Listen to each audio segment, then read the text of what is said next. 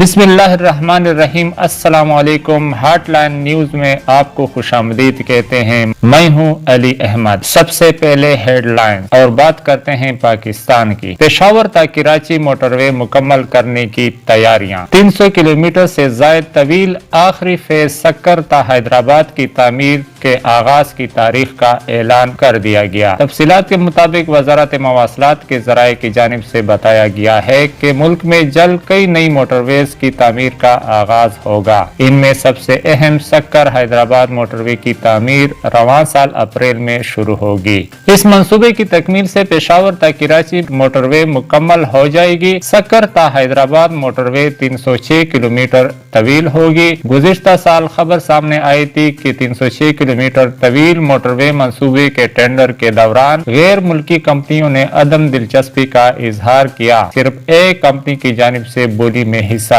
لیا گیا۔ بتایا گیا تھا کہ سی پیک کے تحت 204 تا 28 ارب روپے کی لاگت کی سکر تا حیدرآباد موٹر وے M6 کی تعمیر گزشتہ سال کے آخر تک شروع ہوگی، تاہم بعد ازاں مختلف وجوہات کی بنا پر منصوبہ تاخیر کا شکار ہو گیا اور اب بتایا گیا ہے کہ منصوبے کے آغاز کی تیاریاں مکمل کر لی گئی ہیں۔ اس موٹر وے کی تکمیل کے ساتھ ہی مشرقی روٹ پر پشاور تا کراچی موٹر وے پر سفر کا وقت کم ہو جائے گا۔ یہ ملک کی چوتھی طویل ترین موٹر وے ہوگی۔ سکر حیدرآباد موٹر وے کی تعمیر کے حوالے سے 2016 میں ابتدائی کام کا آغاز کیا گیا تھا، تاہم تحریک انصاف کی حکومت آنے کے بعد منصوبہ تاخیر کا شکار ہو گیا۔ پھر گزشتہ سال ایکنی کی جانب سے منصوبے کی تعمیر شروع کرنے کی منظوری دی گئی۔ دوسری جانب وزارت مواصلات کے ذرائع کی جانب سے بتایا گیا ہے کہ رواں سال نہ صرف سکر حیدرآباد بلکہ دیگر کئی موٹر ویز منصوبوں کی تعمیر شروع کر دی جائے گی۔ ان میں Swat motorway phase 2، D I Khan Peshawar motorway, Dir motorway اور دیگر منصوبے شامل ہیں۔ حکومت نے اصلاحات کے ذریعے 70,000 خالی اسامیاں ختم کرنے پر غور شروع کر دیا۔ وفاقی اداروں کی تعداد 441 سے کم کر کے 324 رکھنے کی تجویز دی گئی۔ ادارہ جاتی اصلاحات پر عمل درآمد اور متوقع نتائج کے لیے روڈ میپ بنایا جائے گا۔ تفصیلات کے مطابق وزیر اعظم عمران خان کی زیر صدارت وفاقی کابینہ کا اجلاس ہوا۔ اجلاس میں طے کردہ ایجنڈے کا جائزہ لیا گیا۔ کابینہ ادارہ جاتی اصلاحات کے تحت وزارتوں اور ڈویژنز میں 70,000 ملازمتیں ختم کرنے پر بریفنگ دی گئی۔ وفاقی حکومت کے اداروں کی تعداد 441 سے کم کر کے 324 رکھنے کی بھی تجویز دی گئی۔ ادارہ جاتی اصلاحات پر عمل درآمد اور متوقع نتائج کے لیے روڈ میپ بنایا جائے گا۔ اجلاس میں وفاقی کابینہ نے ویکسین خریدنے کی طریقہ کار کی بھی منظوری دے دی۔ کابینہ نے اس پر اتفاق کیا کہ ویکسین کی قیمت خطے میں دیگر ممالک سے زیادہ نہیں ہونی چاہیے۔ کابینہ نے کرونا ویکسین کی خریداری میں پرائیویٹ سیکٹر کو شامل کرنے کی بھی منظوری دے دی۔ تحسین ملک کی اہلیہ مشال ملک نے کہا ہے کہ بھارت نے کشمیریوں سے ہر حق چھین رکھا ہے، یہاں تک کہ کشمیریوں کو سانس لینے کا حق بھی نہیں دے رہا۔ تہاڑ جیل میں یاسین ملک کی جان کو خطرہ ہے۔ بھارت کے یوم جمہوریہ کے موقع پر مشال ملک نے کہا کہ اس دن کو کشمیری یوم سیاہ کے طور پر منا رہے ہیں۔ انہوں نے کہا کہ بھارت نے حریت قیادت کو جیل میں بند رکھا ہے، جبکہ ان کے علاوہ ہزاروں نوجوان بھی جیلوں میں قید ہیں۔ مشال ملک کا کہنا تھا کہ یاسین ملک تہاڑ جیل میں قید ہیں، ان کی جان کو خطرہ ہے۔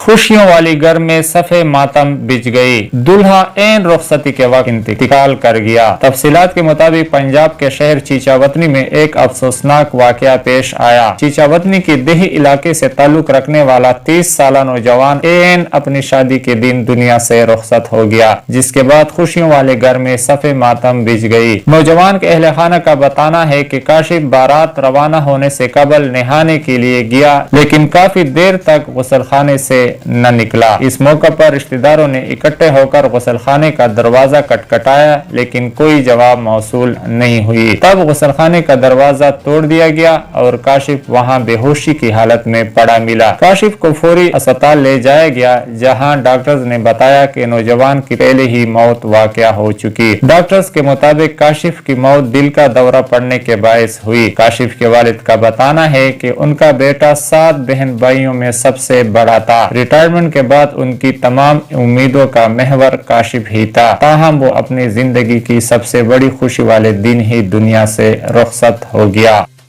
مولانا فضل الرحمان کی فنڈنگ کرنے والے 2 ممالک کے نام سامنے آ گئے۔ حافظ حسین احمد نے فضل الرحمان کے لیبیا اور عراق سے فنڈنگ لینے کا اعتراف کیا۔ تحریک انصاف نے الیکشن کمیشن میں درخواست دائر کر دی۔ مولانا فضل الرحمان کی فنڈنگ کرنے والے 2 ممالک کے نام سامنے آ گئے ہیں۔ تفصیلات کے مطابق پاکستان تحریک انصاف نے جمعیت علماء اسلام فے کے خلاف فارن فنڈنگ کیس معاملے پر الیکشن کمیشن میں درخواست دائر کر دی۔ منگل کے روز حکمران جماعت کے پارلیمانی سیکرٹری فاروق حبیب نے جمعیت علماء اسلام فضل الرحمان گروپ کے خلاف درخواست دائر کی۔ درخواست میں JUI کے سابق رہنما حافظ حسین احمد کی ٹی وی انٹرویو کا ٹرانسکرپٹ شامل کیا گیا ہے۔ درخواست میں موقف اختیار کیا گیا ہے کہ حافظ حسین احمد نے فضل الرحمان کے 2 ممالک لیبیا اور عراق سے فنڈنگ لینے کا اعتراف کیا۔ کمیشن سے درخواست ہے فضل الرحمان اور حافظ حسین احمد کو بھی بلا لیں۔ فاروق حبیب کا کہنا ہے کہ اب وہ ذرائع سامنے آئیں گے جن سے فضل الرحمان نے جائیدادیں بنائی۔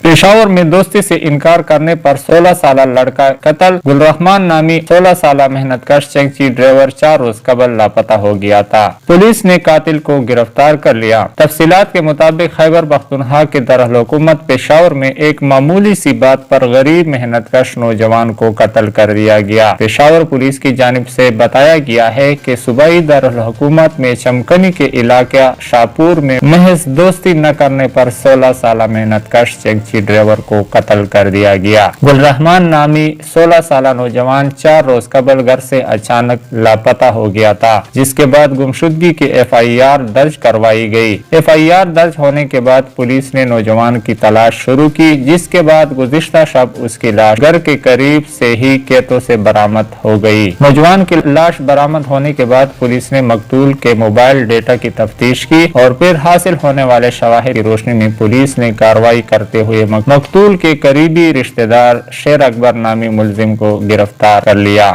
مریم نواز نے بختیار بھٹو کی شادی میں شرکت سے انکار کر دیا۔ تفصیلات کے مطابق آصف زرداری کے صاحبزادی اور بلاول بھٹو کی بہن بختیار بھٹو کی شادی حکومت مخالف PDM تحریک کے اندرونی اختلافات عیاں کرنے کا باعث بن گئی ہے۔ مریم نواز اور نواز شریف کے ترجمان محمد زبیر کی جانب سے جاری بیان میں بتایا گیا ہے کہ نون لیگ کے سینئر نائب صدر بختیار بھٹو کی شادی کی تقریب میں شرکت نہیں کر پائیں گی۔ مریم نواز اپنی مصروفیات کی وجہ سے 30 جنوری کو کراچی کے بلاول ہاؤس میں شیڈول شادی کی تقریب میں شرکت کرنے سے قاصر ہوں گی۔ اس سے قبل یہ بھی انکشاف ہوا کہ پاکستان ڈیموکریٹک موومنٹ کے سربراہ مولانا فضل الرحمان کو بختیار بھٹو زرداری کی شادی کی تقریب میں شرکت کی دعوت ہی نہیں دی گئی۔ منگل کے روز جب مولانا فضل الرحمان سے بختیار بھٹو زرداری کی شادی میں شرکت سے متعلق سوال کیا گیا کہ سنا ہے بڑے بڑے لوگ شرکت کر رہے ہیں، کیا آپ بھی جائیں گے؟ اس کے جواب میں انہوں نے کہا کہ کون سی شادی؟ زرداری صاحب نے بیٹی کی شادی میں مجھے تو بلایا ہی نہیں ہے، مجھے بڑے بڑوں کا تو نہیں معلوم، البتہ میں اس شادی میں مدعو نہیں ہوں۔ دوسری جانب سابق صدر آصف زرداری نے army chief general Qamar Javed Bajwa کو اپنی صاحبزادی بختیار بھٹو کی شادی میں شرکت کی دعوت دے دی ہے، تاہم ابھی اس بات کی تصدیق نہیں ہو سکی کہ آرمی چیف شادی میں شرکت کریں گے یا نہیں۔ بھارت سے خبر شامل کرتے ہیں، سکھوں نے لال قلعہ پر خالصتان کا پرچم لہرا دیا۔ بھارت میں کسان احتجاج شدید ہو گیا، سکھوں نے لال قلعہ پر خالصتان کا پرچم لہرا دیا۔ غیر ملکی خبر رساں ادارے کے مطابق بھارت کے لاکھوں کسان جن میں سکھوں کی تعداد سب سے زیادہ ہے، بھارت کے نام نہاد یوم جمہوریہ کو یوم سیاہ بنا کر مودی سرکار کی ارتی جلا دی۔ بھارتی فوج اور پولیس کا نہتے کسانوں پر تشدد ان کے جذبے کو نہ روک سکا۔ لاکھوں بھارتی کسان گھوڑوں، کرینوں اور ٹریکٹر پر سوار ہو کر تمام رکاوٹیں توڑتے ہوئے دلی میں داخل ہو گئے اور پولیس کی گولیوں اور لاٹھیوں کا سامنا کرتے ہوئے سیدھا لال قلعہ پر دعویٰ بول دیا اور لال قلعہ پر خالصتان کا جھنڈا لہرا دیا۔ بھارت کے یوم جمہوریہ پر بھارتی فوج کے پریڈ کے جواب میں کسانوں کی متوازی پریڈ کا انعقاد کر کے دنیا بھر کو حیران کر دیا۔ دہلی میں کرفیو جیسی صورتحال پیدا हो गई।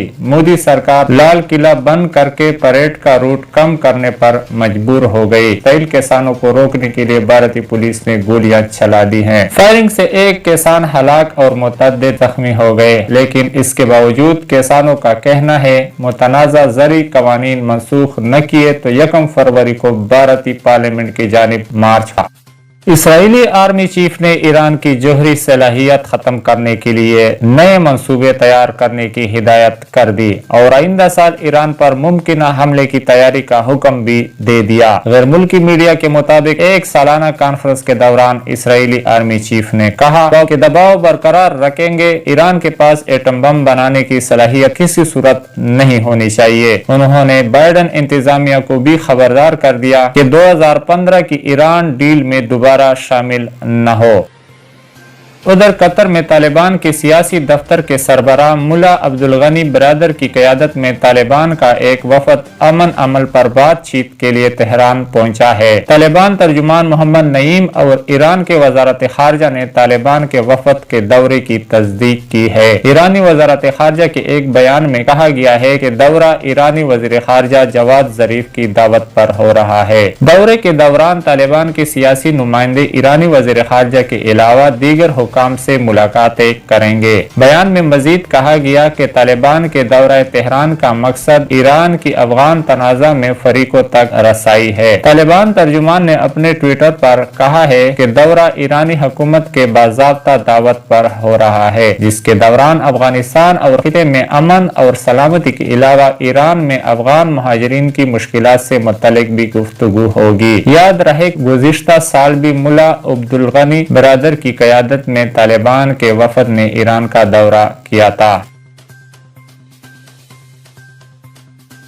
खबरों के इस हिस्से में बात करते हैं स्पोर्ट्स की और स्पोर्ट्स में शामिल करते हैं खबर क्रिकेट से। इंटरनेशनल क्रिकेट काउंसिल ICC ने मुत्तहिदा अरब अमारात के 2 खिलाड़ियों को मैच फिक्सिंग का जिम्मेदार करार दिया। क्रिकेट की मारूफ वेबसाइट क्रिक इन्फो के मुताबिक UAE टीम के मिडल ऑर्डर बैट्समैन शिमान अनवर और मोहम्मद नवीद को मैच फिक्सिंग में मलूस पाया गया है। दोनों खिलाड़ियों के खिलाफ 2019 की T20 वर्ल्ड कप के क्वालिफाइंग राउंड में मैच फिक्सिंग की शिकायत सामने आई थी। शिमान अनवर UAE के कामयाब तरीन बल्लेबाज शुमार होते हैं। उन्होंने UAE की जानिब से सबसे ज्यादा रन स्कोर कर रखे हैं, जबकि मोहम्मद अनवर UAE टीम के कामयाब तरीन बॉलर हैं और UAE टीम के कप्तान भी रह चुके।